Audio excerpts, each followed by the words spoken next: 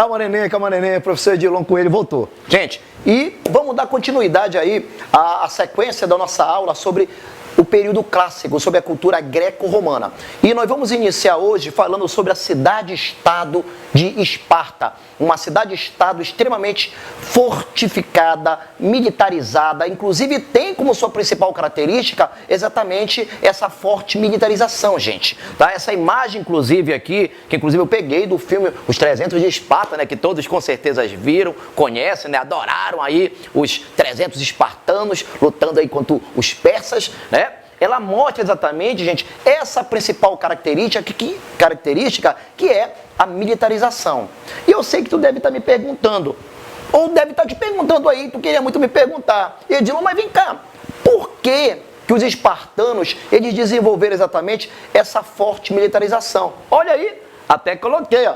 Pergunta de aluno inteligente, tá? Aluno inteligente que está estudando, que está se preparando aí para a prova do Enem, geralmente faz essas perguntas. Foi por isso que eu trouxe ela para cá, tá ok? Edilon, por que os espartanos desenvolveram essa forte militarização? Crianças, gente, tem aí 3 questões que nós podemos apontar como motivos que levaram a essa forte militarização ou a principal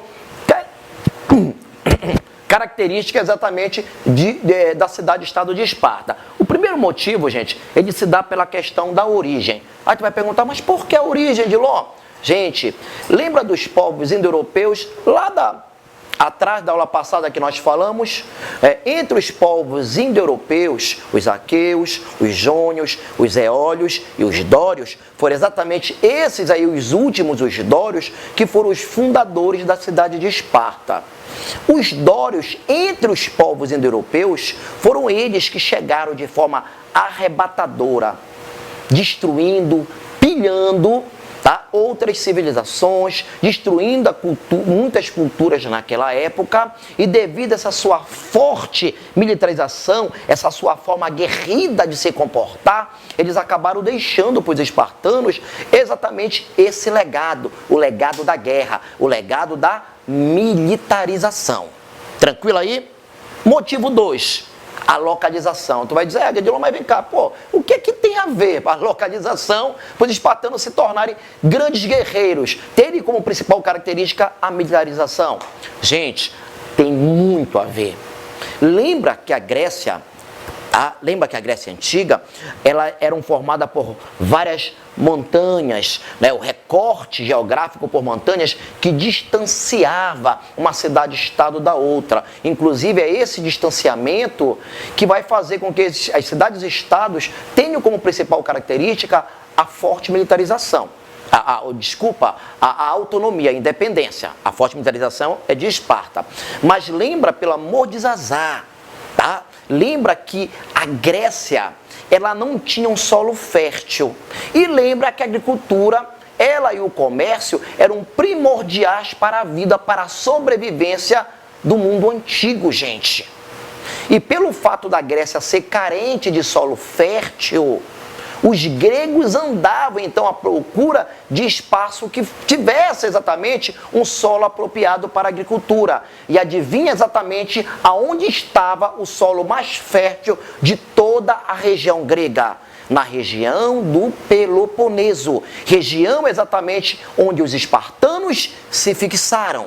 Em função, então, dos espartanos terem se apropriado do solo mais fértil, muitas outras civilizações tentaram invadir, tentaram conquistar. E os espartanos, assim, então, tinham que estar sempre preparados para poderem despachar, para poderem não permitir a invasão dos indesejados, dos inimigos. Tranquilo? Se ligaram?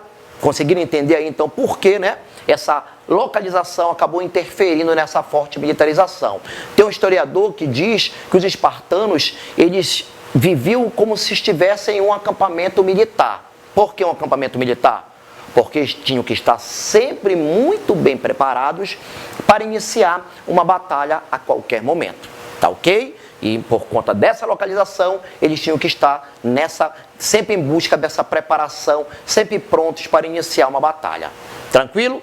Outro motivo aí que nós vamos apontar como um dos pode-se dizer entre os três, para mim também o maior, assim, na minha humilde opinião, assim, baseado nas minhas leituras, é claro, né? Nós vamos ver aí que o grande número de ilotas também vai acabar interferindo muito nessa forte militarização. Tu vai me perguntar, Edilon, mas vem cá, por que o grande número de ilotas? Porque os ilotas, um grupo social dentro de Esparta, eles representavam exatamente 80% da população dentro da região do Peloponeso.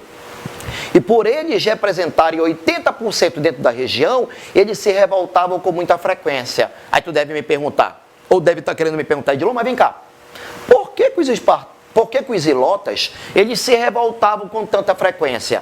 Para isso, para a resposta dessa tua pergunta aí, a gente precisa entender, a gente precisa compreender, gente boa, exatamente a divisão social.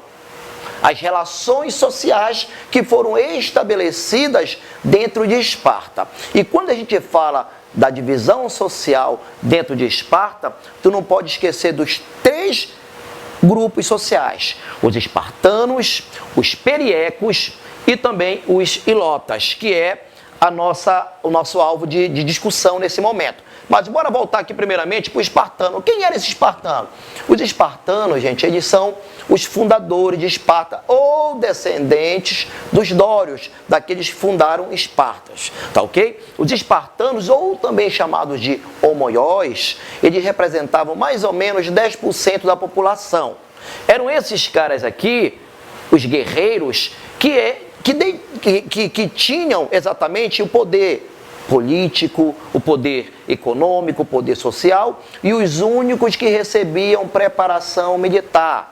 Ah, Edilon, tu estás me dizendo que um número muito pequeno dentro de Esparta, chamado de espartanos, descendentes dos fundadores de Esparta, eram eles que detinham poder dentro dessa cidade-estado? Exatamente, tá ok? Os únicos que eram representantes politicamente, os únicos que detinham o poder econômico, social e recebiam treinamento militar.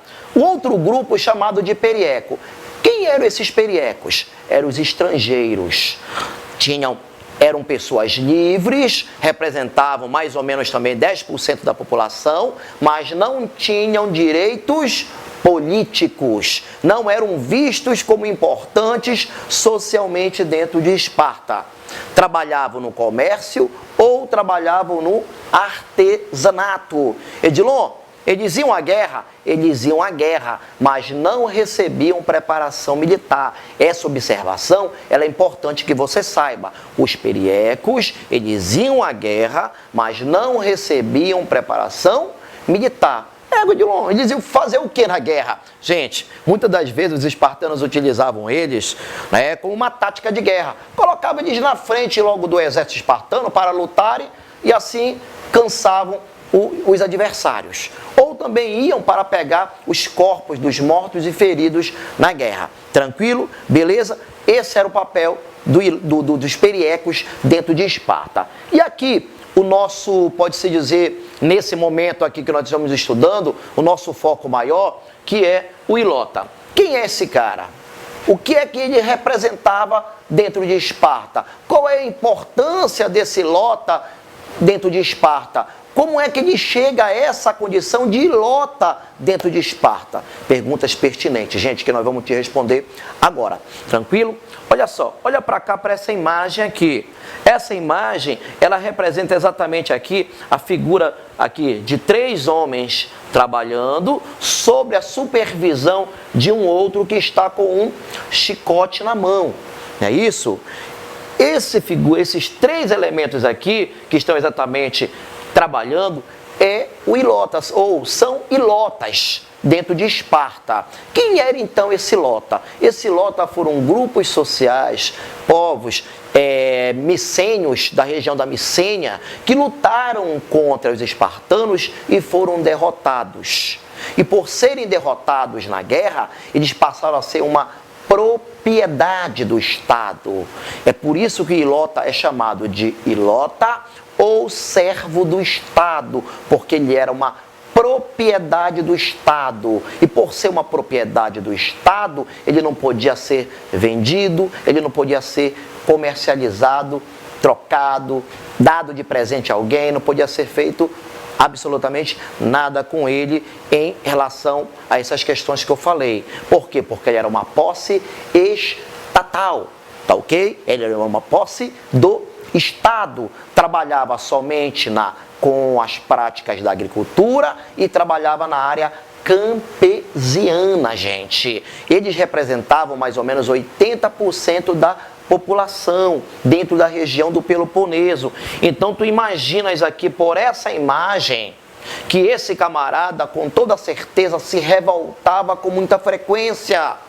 E por ele ser submetido a uma propriedade, por ser submetido exatamente à condição de ser uma propriedade do Estado, trabalhar duramente, pesadamente, de forma explorativa, sendo explorado por esse Estado, ele então acabava se rebelando, acabava se sublevando contra o Estado espartano.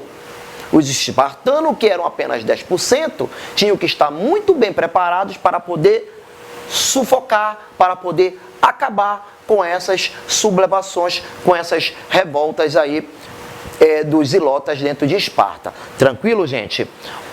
Gente, dando sequência, dando continuidade, não deixando a peteca cair, né? Outro ponto que é extremamente pertinente para que nós possamos, que nós temos que avaliar, é exatamente a estrutura política de Atenas. Segundo a lenda, reza que Licurgo, um lendário espartano, ele estruturou politicamente a Esparta e depois sumiu. E retornava, vira e mexe, retornava em Atenas para reestruturar esse sistema aí, essa estrutura política em Atenas. Aonde essa estrutura, ela ficou conhecida, ela é conhecida exatamente por Esparta ter 2 reis. Então é um sistema de diarquia, aonde se tem a presença de 2 reis, um com o poder político e o outro com a obrigação religiosa. Quando se fala desse poder político, é político e militar. E quando se fala dessa questão religiosa, é claro também que é religioso e questão política, tá ok? Então, aí um poder diárquico, baseado no poder de 2 reis. Nós vamos ver também que, além da diarquia, nós tínhamos chamado os éforos, ou o eforato. O que era o eforato? Um órgão político, que exatamente com a presença de 5 espartanos, aonde ele servia para fiscalizar as ações dos 2 reis, dos 2 monarcas, tá ok? Também tinha a chamada gerúsia. A gerúsia, ela era composta, gente, por 28 anciões, 28 velhos espartanos, velhos guerreiros, velhos que tinham lutado já muito, e por ter exatamente essa experiência é que eles representavam essa gerúsia. A gerúsia contava também com a presença dos 2 reis. Qual era a função da gerúsia? Ou dos gerontes? Servia para a elaboração e também para a fiscalização da aplicação das leis e também para treinar os jovens espartanos em processo de formação militar. Tranquilo? E além da diarquia, além do eforato, além da gerúsia, você vai ver também a presença, olha, da APELA, da AP, que era a Assembleia Popular. Essa Assembleia Popular, gente, ela contava somente com a participação do dito cidadão espartano. Aí tu vai me perguntar, Edilon, essa ideia de cidadania, né, que inclusive isso é cobrado muito no Enem, na verdade isso quase não cai, viu, gente? Tu sabe que isso não cai, isso despenca no Enem, não é isso? Então, quando se fala da ideia de cidadania dentro de Esparta, tu tem que estar ligado que está fazendo referência aos homens a partir de 30 anos e filho de pai e mãe espartanos. Eram exatamente apenas esses que podiam participar da APELA. Apenas com esses requisitos é que o indivíduo era visto como cidadão dentro de Esparta. E era exatamente assim que era composta a estrutura política dentro da cidade fortificada chamada Esparta, que você acabou de ver. Te liga, tamo junto.